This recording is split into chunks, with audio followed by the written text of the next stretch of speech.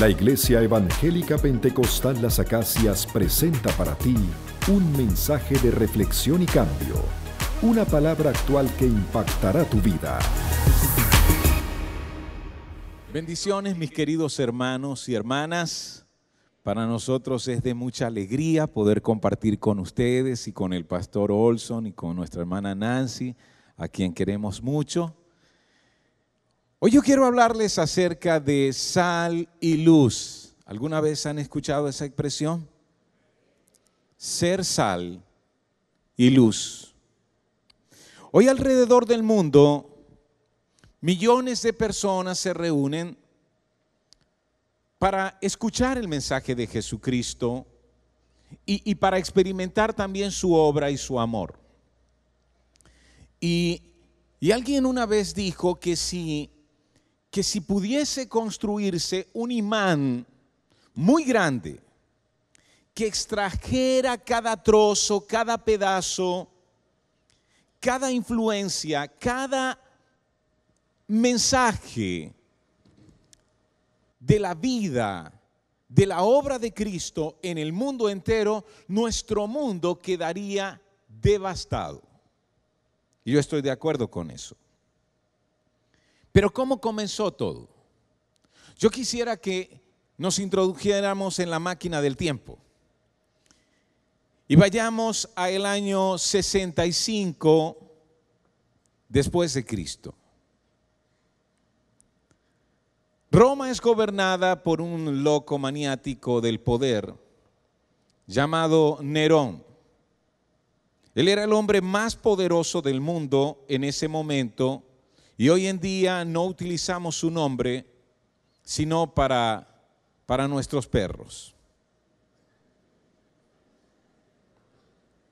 ¿No es cierto?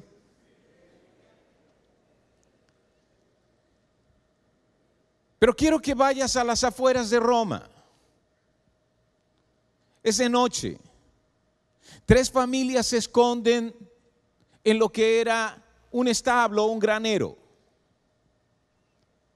Y ahí hay una mujer con 2 de sus hijos. Sus hijos son apenas adolescentes. Y una pareja con 3 niños. 2 niñas y un bebé de brazos. Y allí hay un hombre que tiene también un muchacho a su lado. Son seguidores de Jesús. Todos son romanos, pero son seguidores de Jesús. Se esconden. Han sido sentenciados a muerte. Temen por su propia vida, temen por la vida de sus hijos. Allí hay un hombre que piensa, ¿qué va a ser de nosotros si nos encuentran? El año anterior, Nerón, que se creía un dios, planificó hacer una remodelación completa en la ciudad que era el centro del mundo, porque al fin y al cabo los romanos construyeron las vías pavimentadas desde las diferentes ciudades más importantes del mundo, todas hacia Roma, y por eso todavía aquel dicho de todos los caminos conducen, es una frase histórica de cómo ellos diseñaron la influencia de ese imperio. Pero así que Nerón tiene un plan. Él va a quemar la ciudad para que el Senado entonces apruebe la reconstrucción. Y va a quemar los suburbios y los lugares pobres, pero el incendio se escapa de sus manos y también algunos sectores de ricos y poderosos son consumidos por el fuego. Así que se hace una denuncia, debe haber una investigación, se tiene que saber quién quemó la ciudad. Lo que luego se escribió es que Nerón tocaba su arpa mientras las llamas ardían. Nerón entonces tiene un plan. Él ha encontrado culpables.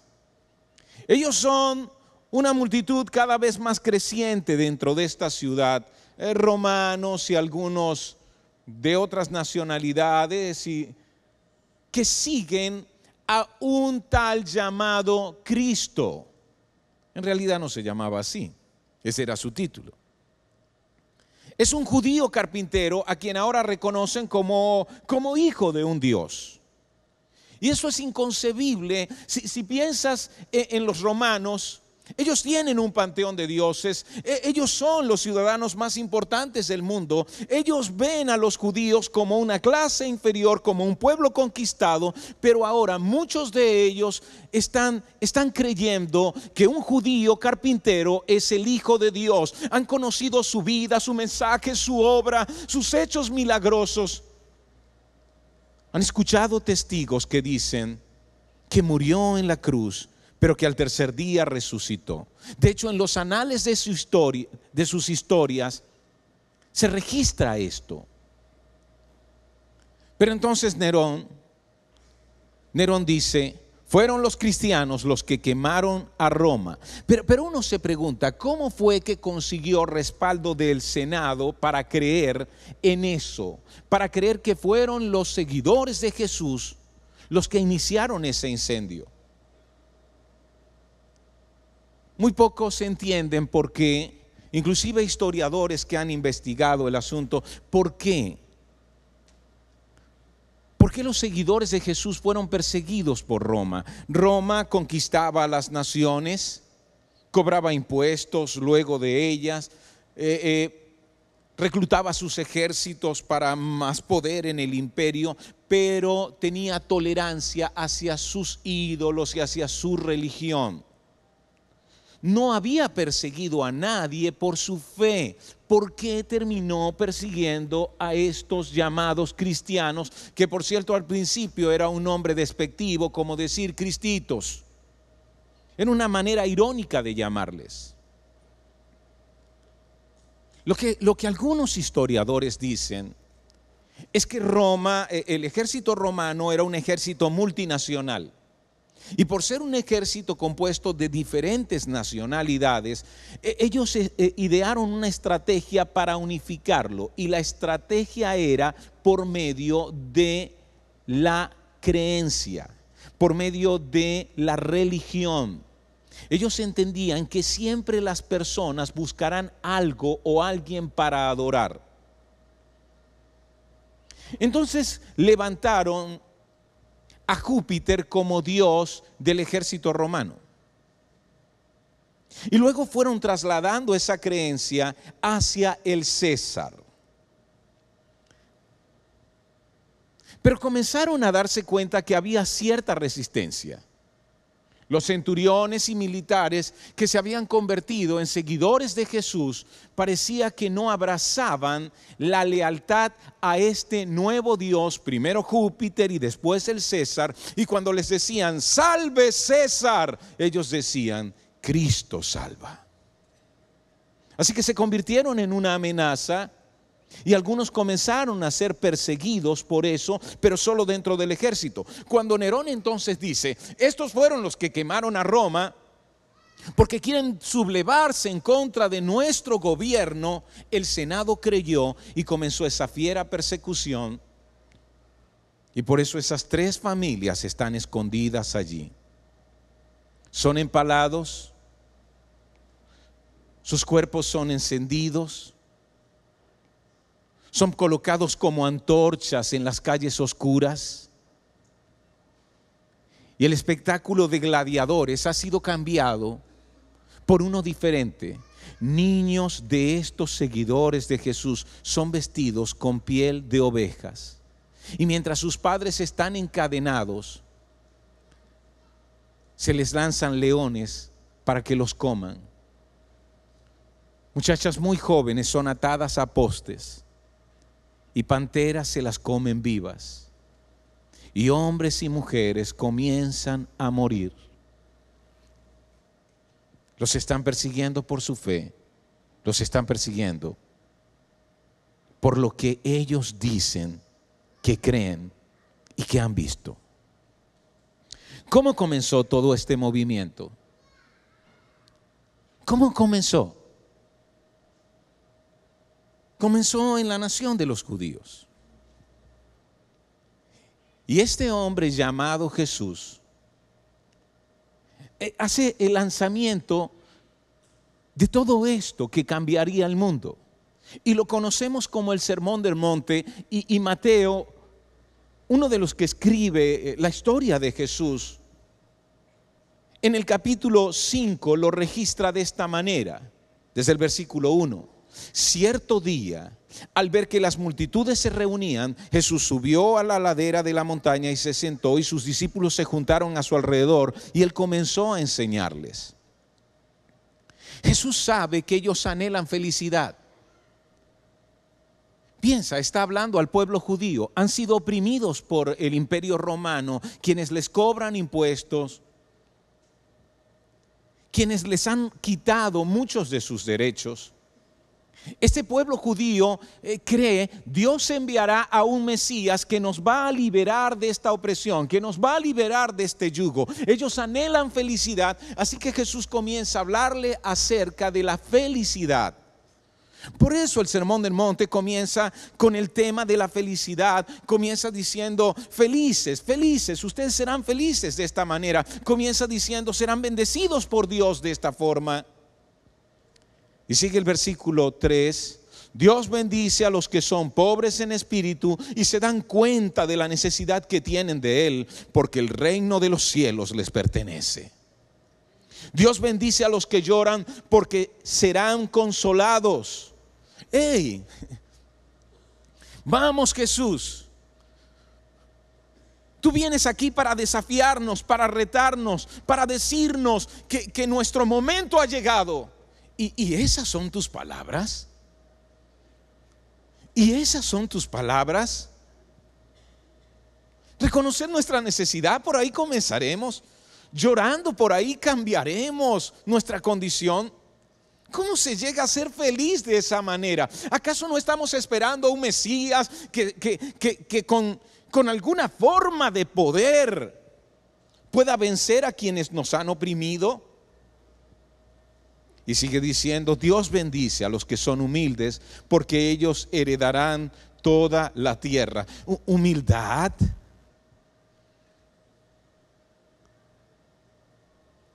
Dios bendice a los que tienen hambre y sed de justicia, porque ellos serán saciados. Sí, pero dinos cómo, dinos cuándo ocurrirá. Dios bendice a los compasivos, porque serán tratados con compasión. Dios bendice a los que tienen corazón puro, porque ellos verán a Dios. Dios bendice a los que procuran la paz, porque serán llamados hijos de Dios. ¿Cómo cambiará nuestra condición? Siendo misericordiosos. ¿Y quién ha tenido misericordia de nosotros? Buscando la paz. ¿Sabes lo que significa la paz para Roma? Paz significa guardar silencio frente a sus injusticias.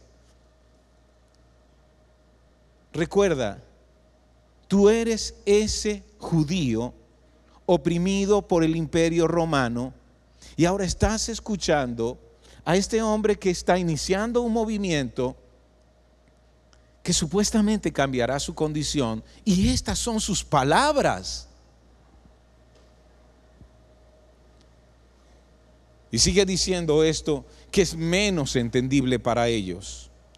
Dios bendice a los que son perseguidos por hacer lo correcto, porque el reino de los cielos les pertenece. Dios los bendice a ustedes cuando la gente les hace burla y los persigue y miente acerca de ustedes y dice toda clase de cosas malas en contra, porque son mis seguidores.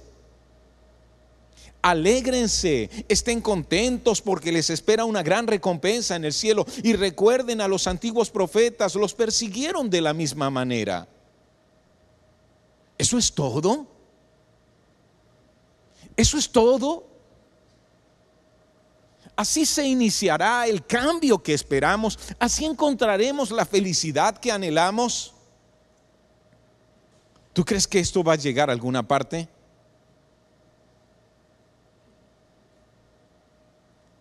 $300 más tarde,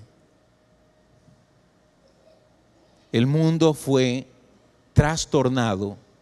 El mundo fue completamente cambiado por este mensaje. Y 300 años más tarde, ya la gente no estaba adorando a Júpiter, ya la gente no estaba adorando al César. 300 años más tarde, miles y miles de personas en todo el mundo corrieron para abrazar la fe en Jesús. Y aquí llego al centro del mensaje de Jesús. Él dice: ustedes son la sal de la tierra. Ustedes son la sal de la tierra. Y cuando tú escuchas la palabra sal, te imaginas el salero sobre la mesa para dar realce al sabor de la comida, ¿no es cierto? Pero en la mentalidad de aquel tiempo, donde no existía refrigeración, la sal se utilizaba abundantemente para la preservación de los alimentos, para que las carnes se conservaran en sal y de esa forma no se descompusieran. Así que le está diciendo: ustedes son los que van a preservar a este mundo de corrupción. Si ustedes no actúan, si ustedes no hacen, entonces las cosas irán de mal en peor. Les he escogido a ustedes para detener el mal.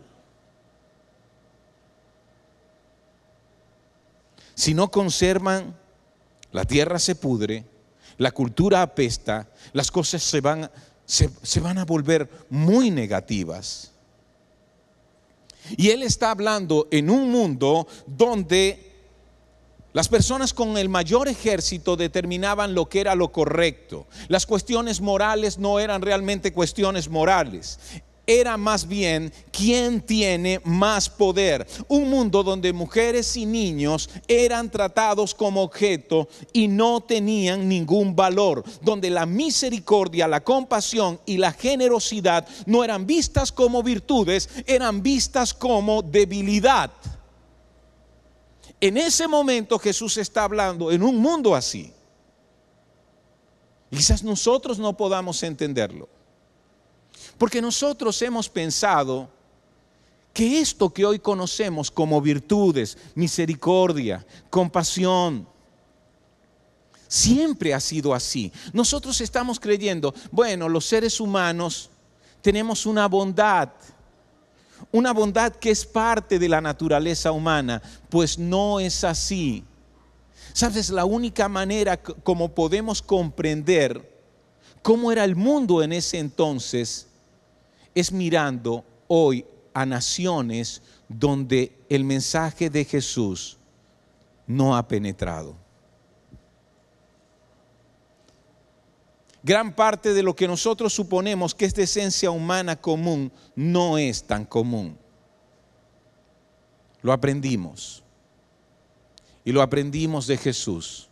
Lo aprendimos de sus seguidores. Lo aprendimos de aquellos que se levantaron para ser realmente sal, para preservar de corrupción.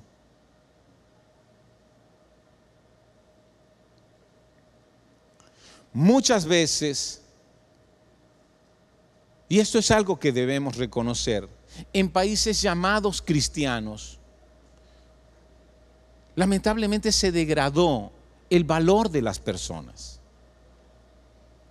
Y la historia nos muestra países donde personas traídas del África fueron esclavizadas. En Europa, aquí mismo, en América.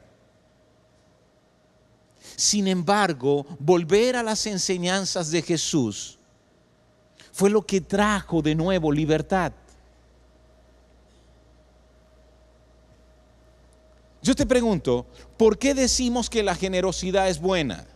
¿Por qué pensamos que la compasión es una virtud? No es débil. ¿Por qué aplaudimos la misericordia? ¿Sabes por qué lo hacemos? Porque hombres y mujeres seguidoras del Señor se convirtieron en sal.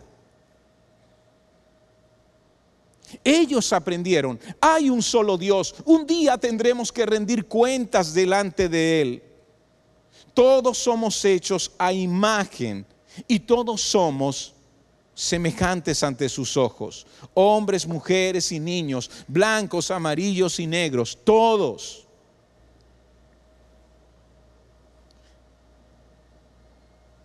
Ellos enseñaron esto. Si me veo a mí mismo como Dios me ve, me aceptaré como Dios me acepta. Si puedo verme como Dios me ama, me valoraré tal como Él me valora. Y si te veo a ti de la forma como Dios te ve, también te aceptaré y te valoraré, tanto como para amarte como Él te ama. Y eso comenzaron a hacer.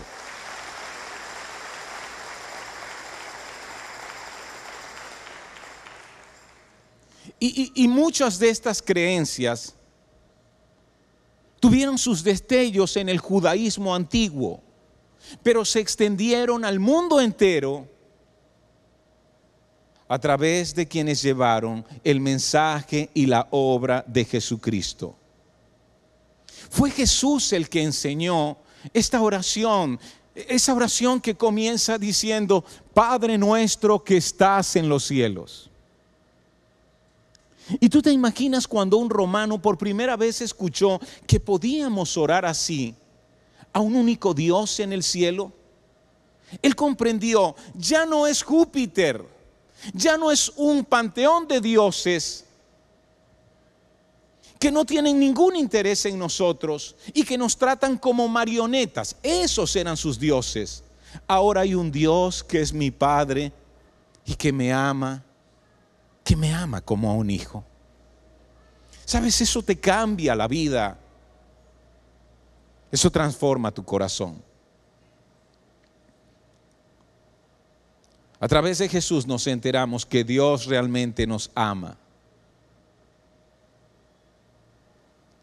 Y Jesús también dijo: la gente va a saber que ustedes son mis seguidores, la gente va a reconocer que ustedes son mis seguidores en una única cosa. No en que se reúnan, y eso está bien. No es en que canten canciones, y eso está bien. No es en que tengan buenas predicaciones y buenas enseñanzas, y todo eso está bien. Pero la gente reconocerá, el sello distintivo de ustedes va a ser que se amen los unos a los otros, así como yo les he amado. De la misma manera, eso va a impactar al mundo. Amén.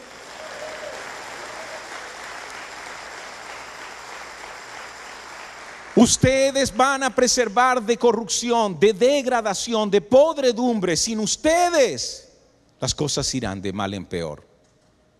Con ustedes, el mal se detendrá. Y luego dijo, versículo 14: ustedes son la luz del mundo. La luz. ¿Y cuántas personas habían reunidas en ese momento? Eran un puñado, ¿no es cierto? ¿La luz de dónde? Sí, la luz del mundo. La mayoría de ellos no había viajado a más de 50 kilómetros de su casa. Y Jesús les está diciendo que eso va a ocurrir, que ellos van a ser la luz del mundo. ¿Se imaginan? Y luego les dice: ustedes son la luz del mundo como una ciudad en lo alto de una colina que no puede esconderse. Y en esta región construían las ciudades en colinas, en pequeñas colinas. Porque construían ciudades sobre las ruinas de ciudades antiguas y al final las ciudades quedaban en lugares altos. Entonces cuando ibas a través del desierto podías ver una ciudad a lo lejos. Era imposible esconder las ciudades. Y Jesús está diciendo: de esa manera será tu vida, será visible para todos. Y algunos de nosotros aquí estamos diciendo: Señor, ¿estoy en un lugar visible? Para nada, yo soy un gran anónimo. Y Jesús está diciendo: de la misma manera como se construye una ciudad, que se construye en un lugar estratégico, así yo estoy colocándote. Tengo un propósito contigo en el sitio donde estás. No, Señor, yo estoy aquí por accidente. Si supieras, me quedé varado en mi sector. Siempre quise irme de allí. Estoy esperando para irme de aquí cuando pueda. Y Jesús está diciendo: no, te he colocado aquí estratégicamente.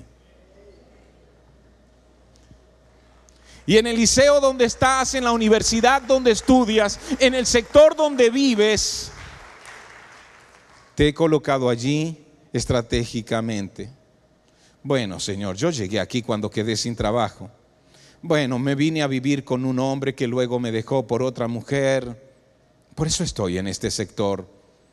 Y Otro diría, estoy tratando de mantener mi trabajo mientras me hacen un traslado para volver a casa y nada ocurre. Ya esperaba haberme ido y el Señor está diciéndote, no, yo te tengo allí. Te tengo allí. ¿Sabes por qué? Porque eres sal y eres luz. La sal preserva de corrupción. La luz permite ver lo que no vemos. Yo quiero que la gente pueda ver lo que no ve a través de ti. Ver a un padre que le ama a través de ti. Y es por eso que Él dice, nadie enciende una lámpara y luego la pone debajo de una canasta. En cambio, la coloca en un lugar alto donde ilumina a todos los que están en casa. De la misma manera, dejen que sus buenas acciones brillen a la vista de todos para que todos alaben al Padre Celestial. Sus buenas acciones brillen, brillen. ¿Alguna vez cuando niño dibujaste uniendo puntos? ¿Sabes dibujar uniendo puntos? Son un montón de puntos, pero al final uno puede ver una imagen. Hay un dibujo allí. ¿Sabes lo que Jesús está diciendo? Así también será tu vida. Que debido a tu vida, a tus acciones, a tu obra, a ese mensaje que se comunica sin palabras, entonces la gente va a ir uniendo puntos y ¿sabes a dónde va a llegar al final? Al Padre Celestial. Verlo a Él, reconocerlo a Él.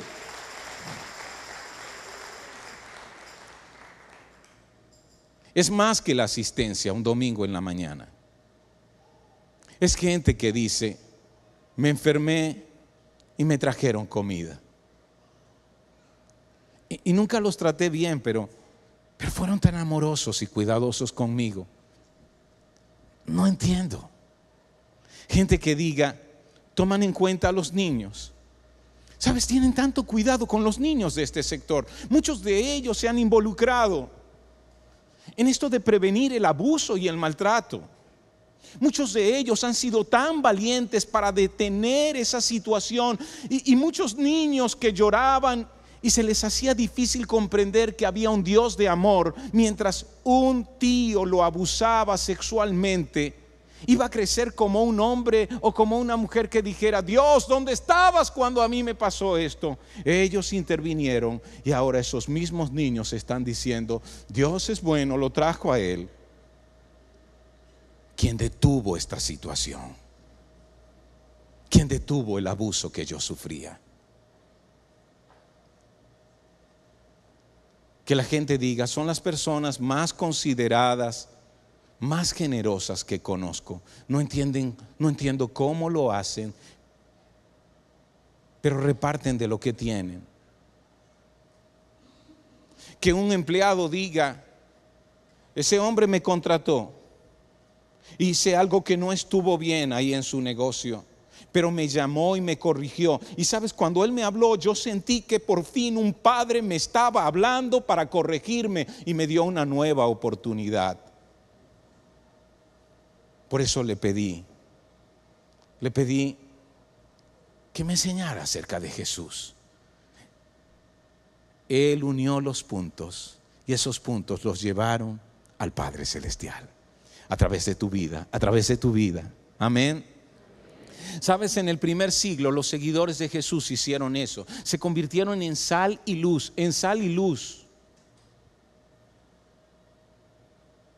Estaban viviendo en un tiempo donde el poder era importante. Los romanos no toleraban la debilidad, no toleraban la enfermedad. Séneca es un escritor, historiador romano, y él escribe eso. No toleramos la debilidad, rechazamos toda forma de enfermedad. Y no es algo que él diga como, sí, qué lástima. No, está diciendo, así somos en Roma. Así que cuando un niño enfermo moría, ¿sabes lo que el papá autorizaba?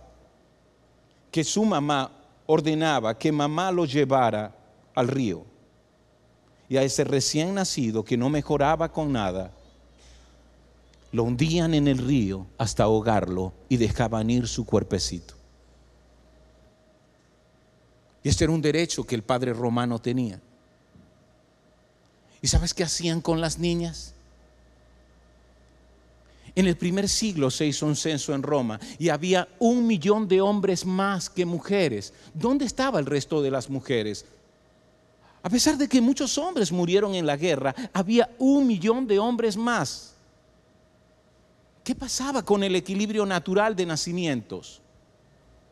Cuando una niña nacía, no convenía para la familia, no podía ser soldado del ejército. Así que una mamá llevaba a esa bebé llorando, aún con su cordón umbilical, para ahogarla en el río. ¿Y sabes lo que comenzó a ocurrir en ese tiempo? Las mujeres seguidoras de Jesús lavaban en el río, y cuando veían a estas mujeres venir, les decía, una se acercaba y le decía, no la hundas, por favor, dámela a mí, yo voy a criarla. Y la otra mujer decía, no entiendo, tú tienes una, ¿de qué te va a servir otra? Solo dámela, yo la voy a criar. ¿Saben por qué? Porque tomaron en serio las palabras de Jesús cuando les dijo, el que reciba un niño en mi nombre, a mí me recibe. Por eso lo estaban haciendo.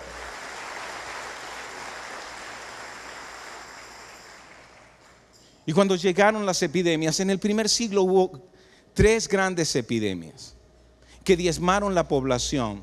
Algunos dicen entre un 25 y un casi 50% en muchas ciudades romanas. ¿Y sabes quiénes eran los primeros que se enteraban de esto?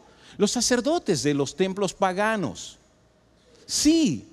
Y muchas veces una mujer llegaba desesperada y decía, hey, señor sacerdote, haga algo por mi esposo, está lleno de tumores en todo su cuerpo. Y él decía, no me toques, mujer. Así que iba a su casa, recojan todo, nos vamos de aquí, ha llegado la peste. Pero mientras mucha gente salía de estas ciudades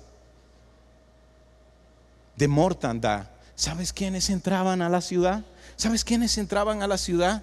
Esos seguidores de Jesús, para cuidar a esos enfermos y orar por ellos. Y esto cambió el mundo. Estudien la historia de lo que tiene que ver con el cuidado de niños abandonados. Nunca existió. Eso que conocemos como orfanatos nunca existió, ni entre los egipcios, ni entre los caldeos, ni los medos, ni los persas, ni los griegos, ni los romanos cuidaban niños en condiciones de abandono. ¿Sabes quiénes comenzaron a cuidar a estos niños?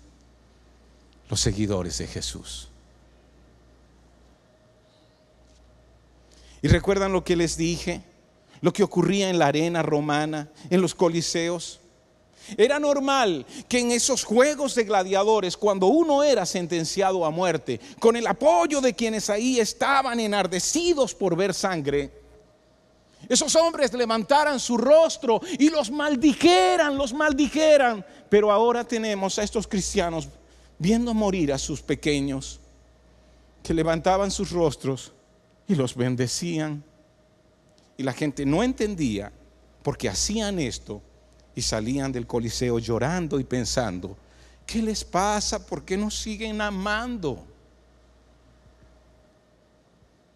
Y comenzaron a unir los puntos.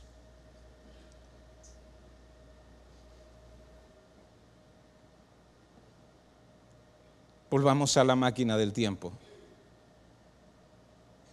Vayamos a aquel establo. ¿Qué le vas a decir a esas 3 familias? ¿Sabes lo que yo les diría? Gracias por enseñarnos a hacer sal y luz. Su muerte no será en vano. Su muerte será un ejemplo para nosotros de lo que tenemos que hacer en tiempos difíciles para ver un cambio en nuestra nación.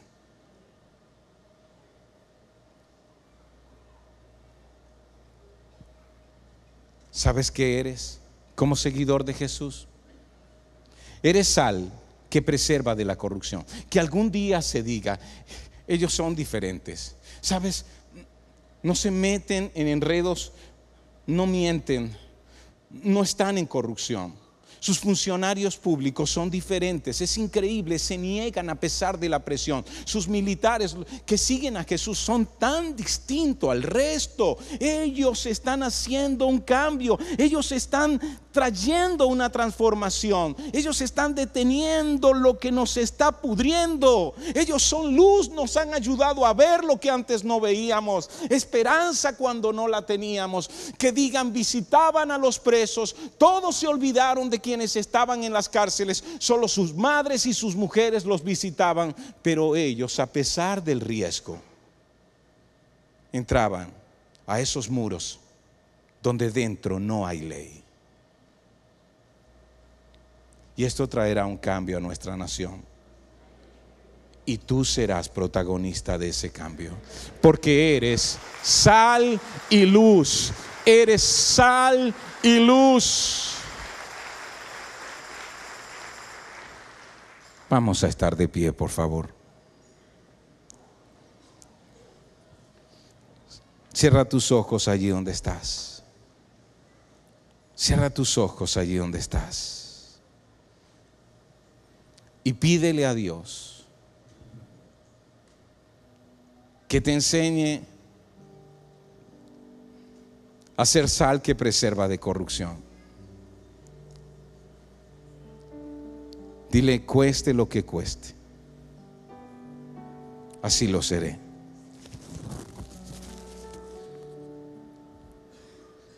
Y dile, Señor, yo quiero ser luz en el lugar más oscuro.